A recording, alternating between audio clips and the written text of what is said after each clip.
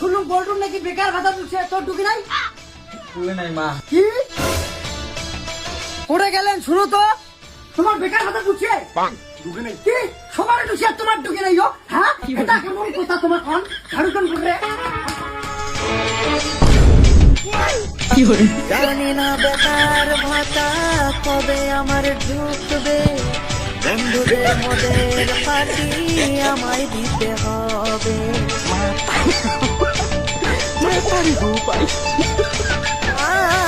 জানি না বেকার ভাতা কবে আমার ঢুকবে, বন্ধুদের মদের পার্টি আমায় দিতে হবে।